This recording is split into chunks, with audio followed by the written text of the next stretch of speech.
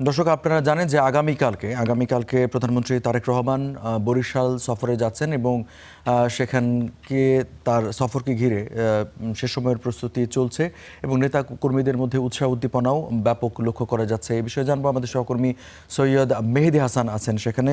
মেহেদীর কাছ থেকে জানতে চাইবো, তারেক রহমান যাবেন আগামীকালকে, সেখানে প্রস্তুতি কেমন, নেতা কর্মীদের মধ্যে উচ্ছ্বাস উদ্দীপনা কেমন দেখছেন এবং তার নিরাপত্তায় কী কী ব্যবস্থা নেওয়া হয়েছে জানাবেন।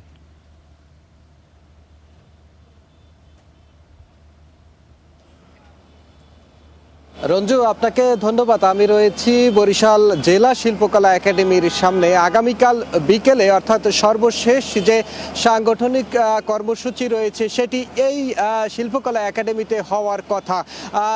প্রধানমন্ত্রী তারেক রহমানকে বরণ করার জন্য কিন্তু বরিশালবাসী অর্থাৎ দক্ষিণাঞ্চলের নেতাকর্মীরা মুখিয়ে রয়েছে। আপনি হয়তো জানবেন, আপনার মাধ্যমে দর্শকদের জানাতে চাই, নির্বাচনের আগে অর্থাৎ ফেব্রুয়ারি মাসের 4 তারিখ কিন্তু বরিশালে এই বেলস পার্কে এসেছিলেন দলের চেয়ারম্যান তারেক রহমান। তিনি প্রধানমন্ত্রী হওয়ার পর সারা দেশের মধ্যে সর্বপ্রথম সফর কিন্তু বরিশালে। ফলে এর একটি তাৎপর্য এবং এই অঞ্চলের মানুষ কিন্তু এই তার আশাকে কেন্দ্র করে কিন্তু স্বপ্ন দেখা শুরু করেছে। আমরা কথা বলেছি এখানকার আইনশৃঙ্খলা রক্ষাকারী বাহিনীর সাথে এবং নেতৃবৃন্দর সাথে।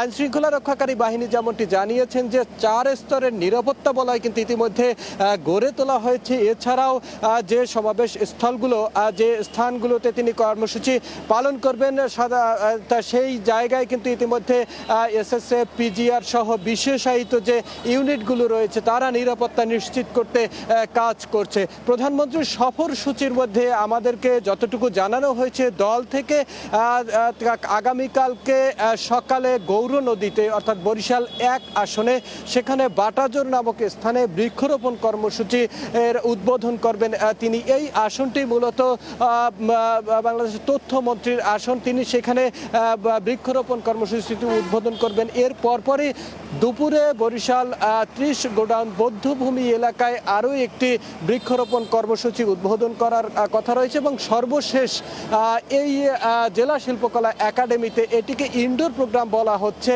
এখানে বরিশাল জেলার যে বিএনপির নেতৃবৃন্দ রয়েছে তাদের সাথে কথা বলবেন দলের চেয়ারম্যান এবং প্রধানমন্ত্রী তারেক রহমান।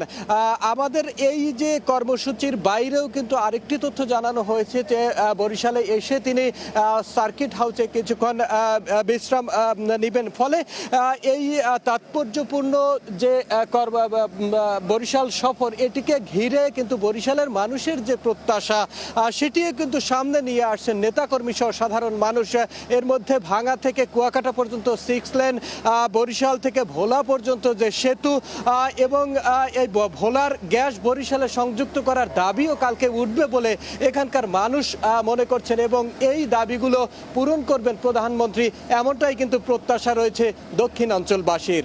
প্রধানমন্ত্রীর বরিশাল সফর ঘিরে সর্বশেষ এই ছিল আমার কাছে।